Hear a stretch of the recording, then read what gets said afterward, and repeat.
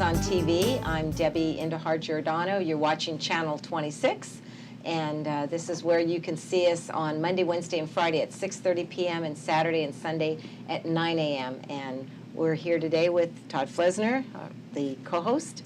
Hi, Deb. Todd's with Stern Mortgage and Guarantee Mortgage now. I was sorry about that. Guarantee Mortgage. I messed that up. Yeah, it's good company. So. Yeah. We're here today to introduce, you've got a great guest. Yeah, I certainly do. And just to kind of set this up, one of the things that folks love about Milpitas are hills. And we're going to talk a little bit about real estate and our local hills and how all that goes together. And so nice. We have with us today Madeline Beck-Kuchar, who is with Intero Real Estate.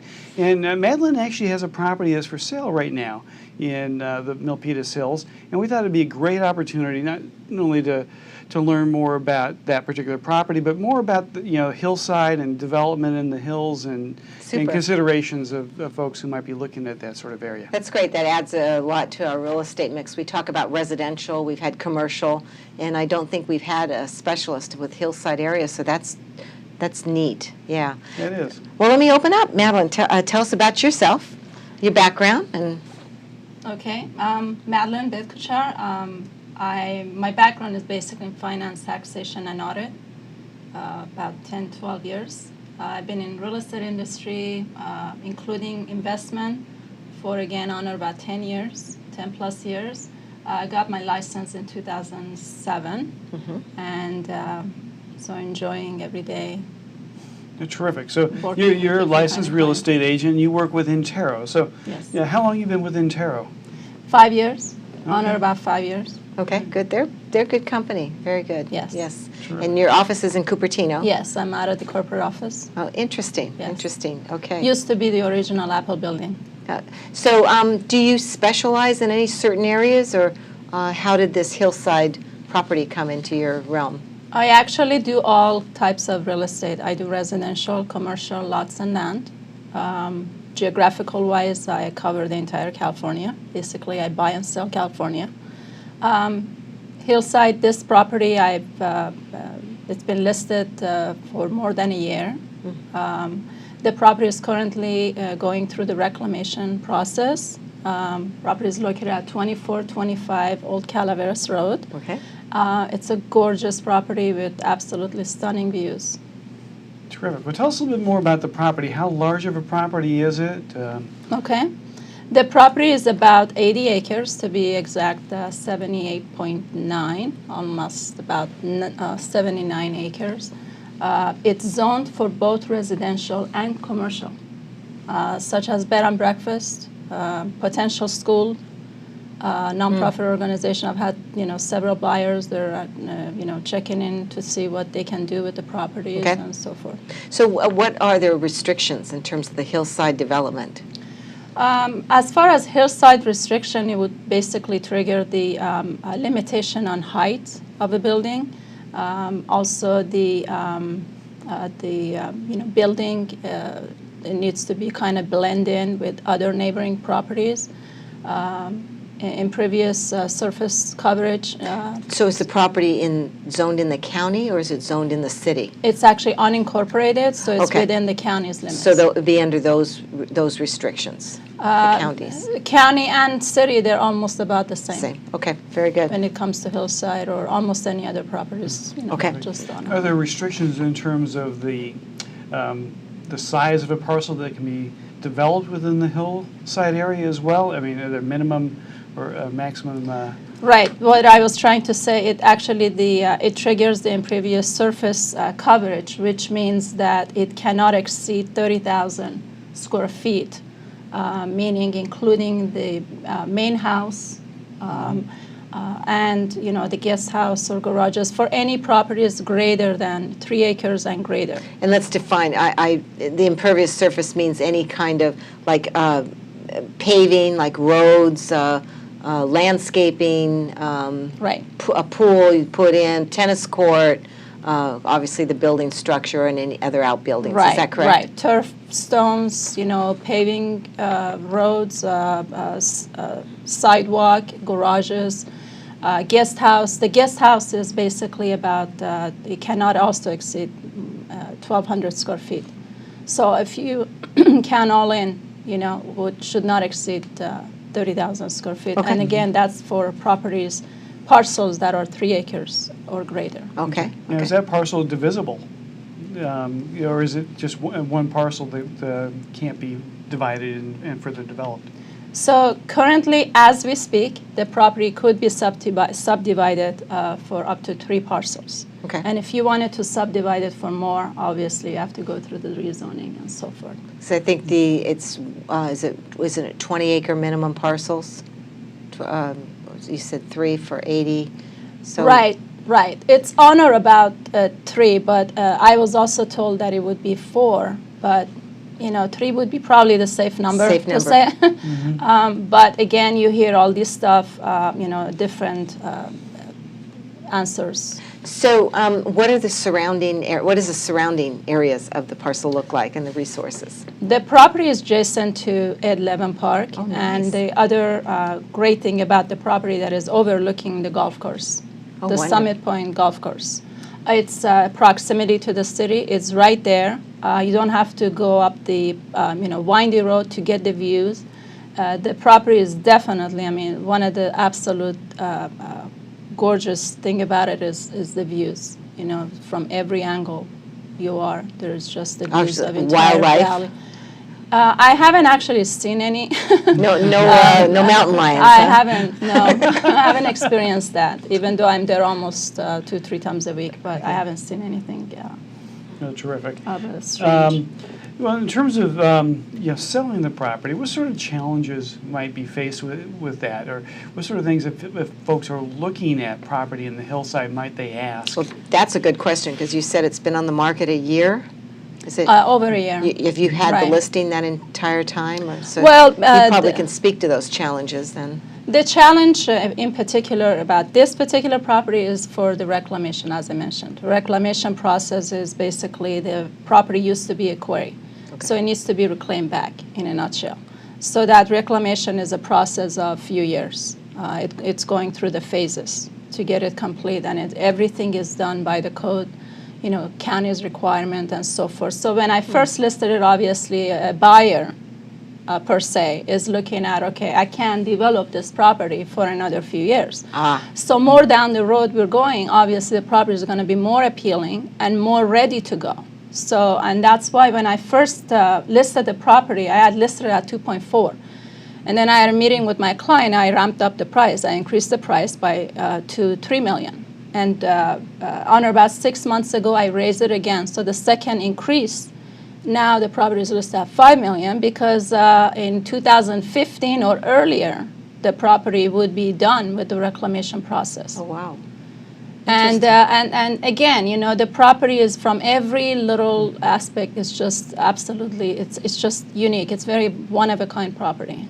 You have to see it to, don't take my word for it. You just have to see it. So this, you're going through the reclamation process, but this really is raw land that's being sold. Are there any considerations that folks ought to have when they look at a raw land purchase? You mean a buyer, what they need to look into? Correct. With any properties, I think the first thing first is the location. Location is the key in any properties. And then, of course, they have to look into see if they can actually build on a property. Is it developed? Can be developed. The zoning, permits, utilities, and so forth. We have some raw land that are like out of nowhere, basically no man's land. For them, they're not even on a paved road. So for them to be developed, it's just like literally it would be like millions of dollars.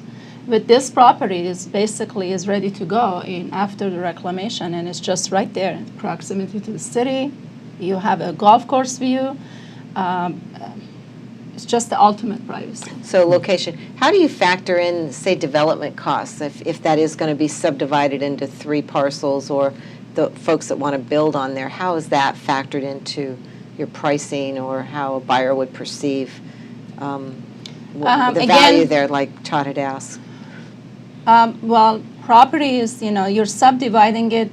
What would be the purpose, the nature of the subdivision? If there is a So developer, the use would be one. You mentioned that you had potential buyers like a school, no, I think a yes, nonprofit school. nonprofit school looking at, so they must be dependent upon the use, different type of. Exactly, depending upon the use, the type of a product you're going to use, what kind of a house you're going to build on it, and so forth. Just a lot would come into play when building, when developing a land. So, obviously, more acreage you have, it's more lot you have. It's also the pricing is up, higher than a house sitting on a 10,000 square foot. So that brings me one more, I don't mean to interrupt, but so a potential buyer, would they go down to the county and look at their planning department or at the city of Milpitas' planning department? As mentioned before, the property is actually currently under the county limits. So the buyers would be checking in with the county, not the city of Milpitas, unless they want to annex it into the city.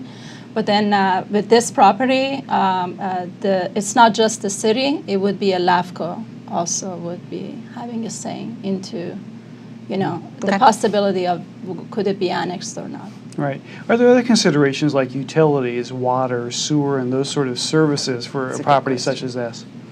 Are there any what? Are there considerations in terms of access for things like water? I believe the number of the properties as you go up the hillside, city water isn't available. Right. Connections to city sewers, right. Those sort of things, utilities, right. bringing those onto the site. That would be basically part of, it would trigger the services that is provided by the city. Since the subject property is unincorporated, it's under the county limit. So basically, the city does not provide services for this property. Is there a well on there now? There is definitely. We have utilities on that road. Okay. We have electricity. There is no gas. About 0.8 of a mile. It's by Kennedy Road. Gas line starts there. But from where the property is actually sitting next to other built homes. So we do have definitely power pole. We have water.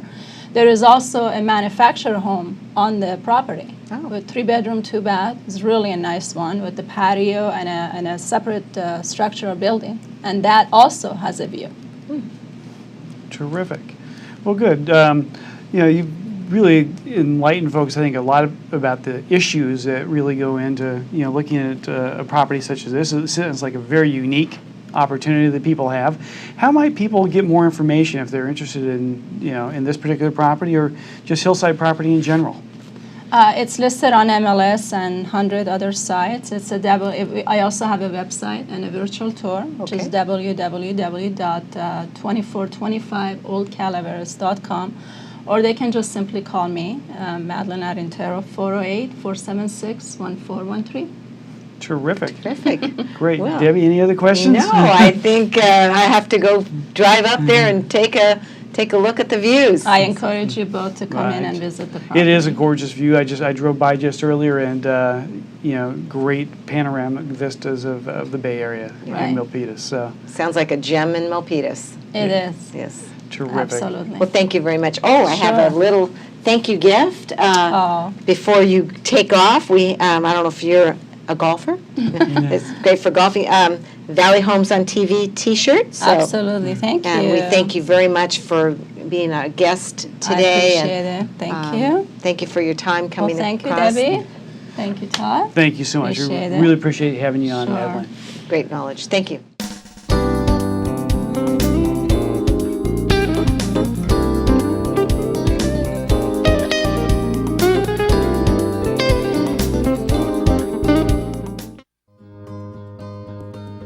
You always made sure I brushed my teeth.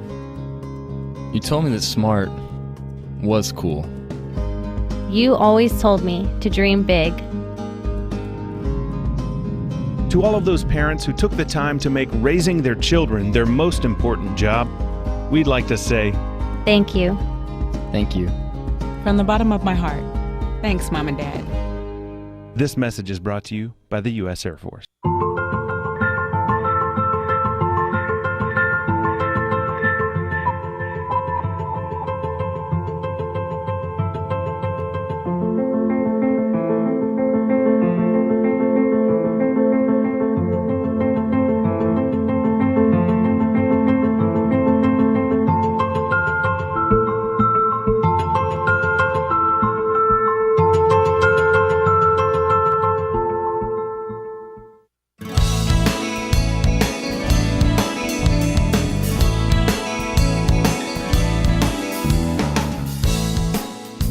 everyone. Welcome to Valley Homes on TV. I'm Debbie Giordano and Todd Flesner with Guarantee Mortgage. I got that right? You got it right. That's good. Yeah. How are you enjoying that new company? Terrific. It's very, very similar to what I've always done, which has been able to broker loans, be able to match people up with the right lender for their circumstance. So it provides me that opportunity really to help folks out and not be tied to a particular That's nice. branch of or a particular lender. Great. I know So- the folks I boot over to you, they really enjoy working with you. So Well, I enjoy working with folks and helping them find out what their options are. So nice. Thank you. Nice. Yeah. Well, I got to share with you, but we're doing our wrap up, our monthly wrap up. Right. This is the end of July, and I think maybe we missed June, but on June 14th, San Jose Mercury headlines: home prices keep rising. I mean, that has got to be the talk of the century right now. In fact, I think it was a few days ago I read where prices have risen over 30%. That's about In what the I've been hearing as well, Valley? 25 to 30% here in the Valley. And, for folks who may have purchased when values were down, it looks like, those values are recovered. But do we see this coming? I think you and I saw a recovery on the horizon, but I don't know if we saw the rapid increase that we've seen here. It's been about, this last year? This last year has been tremendous. It has been. Yeah. I had an open house on Saturday, priced at $538, and there were about 40 different groups that came through that, and we've got multiple offers, all cash buyer, above the asking price. So it just seems like the momentum is still there for prices. I guess what I want to say is it's still a good time for a buyer to come in with the good interest rates. That's correct. Where we are today with interest rates, Well, Todd? we've seen interest rates actually go up a little bit in the last couple of months, but we're still at very, very affordable rates. We're in the low to mid fours for conforming loans, so 4 3/8, 4.5%, because it fluctuates a little bit on a daily basis. The jumbo conformings are in the higher fours, but those historically are very, very good rates. We couldn't stay in the threes forever. We knew that wasn't going to be the case. But when folks take a look at their budgets and what that enables them to purchase, it still helps keep property here in the Valley, affordable or more affordable than it has been historically. And I think part of the pressure on the home pricing, it obviously is demand. So many Absolutely. pent-up demand with buyers, Mhm. lower inventories, but the job growth here is so strong that it's just really been a tremendous factor in home pricing. Absolutely, and the job numbers we're seeing here locally, but also on a national basis, are part of what has contributed to the increase in interest rates, because it portends a recovery in the economy, and for other investments out there that the dollar is looking for, that means that there's a higher rate of return, and therefore those investing in mortgages are going to seek a higher rate of return So as well. Todd, do you see interest rates continuing to stabilize like this in the low fours, maybe throughout the year, or what do you predict? Well, it's difficult to say exactly what's going to happen in the future. I think that we're going to stay in a relatively stable sort of environment, at least for the shorter term here. One of the things that caused the spike in rates as well was the Federal Reserve Board and some of their notes here from the most recent meeting talking about the unwinding of the quantitative easing of their mortgage purchase program. They haven't indicated exactly when that's going to be, but have indicated that they're going to have to taper off of that at some point in time.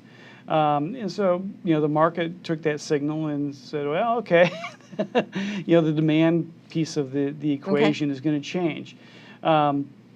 So I think part of it is going to be really dependent upon Fed action in the future. The Fed has indicated they're going to keep prime rate and the Fed funds rate low, throughout 2014. So that piece of the puzzle, I think, is going to be relatively stable. But there are two key indicators that the Fed's looking at. They're looking at inflation. Their target inflation rate is 2%. We've been about in the ones. So up until the time we see inflation heat up to get to 2% or more, that'll keep their interest rate policy low. The other is unemployment, and the key number there is 6.5%. When we see unemployment rate come down to 6.5%, again, the Fed will start looking real seriously at their interest rate policy. Nice, interesting. That is interesting. Would you like to see what's going on with home prices? I'd love to. That is that has got to be really exciting, particularly for a homeowner here in Milpitas. Let me look at May 2012. What we had for an average price here in Milpitas was $606,000, and a median price was $525,000. That has shifted in a year to May of 2013 statistics of a average price of $696,000 and a median price of $739,000. Wow, incredible That increases. is amazing, huh? You've still got that rental, right? That you kept. I do. Good for you. Keep it. The condos and townhomes. I always thought that this was fascinating because right now we're building so many of the new condo and townhome product, down in the transit area where BART's coming in and where the Right. Great Mall is. And so I always thought, well, that's going to either depress the existing condo saturation prices, of the market? saturate the market. It hasn't done it. The demand for a condo and townhome, because it's affordable for an entry-level product, is still unbelievable. May 2012, average price was $314,000 and median price was $335,000, and that shifted to May 2013. Won't believe this, we're up to $497,000. My goodness. I know, for an average price condo, and $491 for a medium price. So, we're not going to roll backwards, and I think the market is promising. I think what I'm hearing from a lot of buyers, they're kind of exhausted with the search. They've been beat up with multiple offers, and a few have pulled back. But again, with limited inventory, these prices are still going to remain stagnant the way they are now, and possibly, maybe another 3-5% increase here by the end of the year. So that's what I see. Yeah, I wouldn't be surprised. I think, again, with interest rates, affordability is still there, and I don't think that the increase in rates have priced that many people out of the market. No, not that I'm seeing. Yeah, and I know the folks I'm working with who've got pre-approvals are still active, and they're still looking. And it's just the competition right now to be able to get into a property is pretty significant. So, that's healthy for sellers as well. Very healthy. Well, let's close the wrap-up. Let's see, we had 2 shows this month. We've got Steve McCarris here with the City of Milpitas Planning Department, and then we interviewed It was Madeline with Intero. with Intero Real Estate. So that was July's show. And then we've got in August, we have Crown Plaza that's booked, that's going to be showcasing their new hotel expansion here in Milpitas. So. Oh, terrific. That'll be wonderful. Look forward to that. Yeah, so if you folks want to send us an email and have a question or a comment on the show, we can certainly address that. And you can send that to me at Giordano, GIORDANODJ, @AOL.com. And Todd, where can folks reach you for? It's T. Flesner at GM West, like Great Mortgage, thedirectionwest.com. Great. Thank you folks for watching Valley Homes on TV. Look forward to seeing you again.